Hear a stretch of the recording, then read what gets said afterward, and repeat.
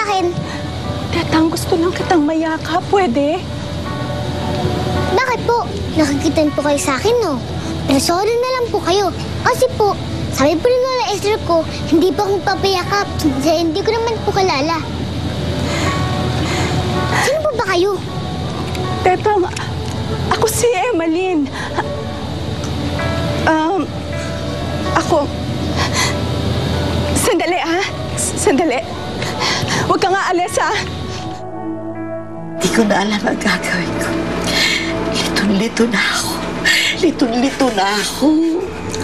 Ayla, bigyan natin sila ng pagkakataon na makilala nilang isa't isa.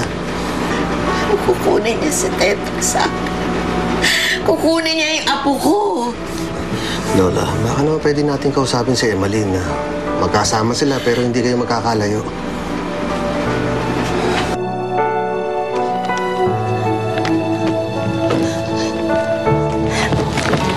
Para sa'yo lahat to, oh.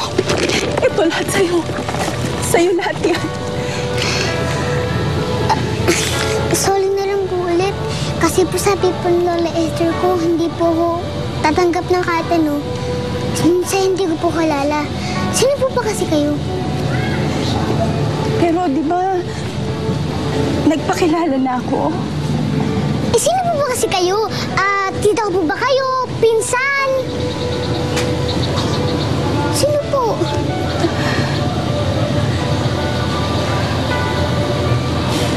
Sino nga po kayo? Ang tagal niyo pong sumagot eh.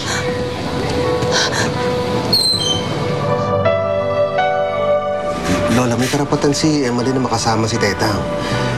Dahil siya ang ina. Bigyan mo naman ng pagkakataon si Tetang na maramdaman niya ang pagmamahal ng isang ina.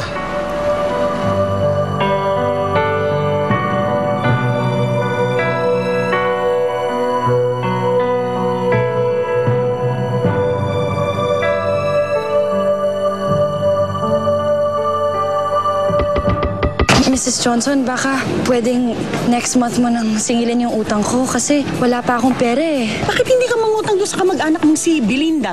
Ay, Sino yan? Ilang beses na kita pinagbigyan! You promise me na lalayo ka sa kanila. Respetuhin mo yung nararamdaman ko! Frankie, may gusto kong sabihin sa'yo tungkol kay Andy. Hindi mo totoong anak si Andy.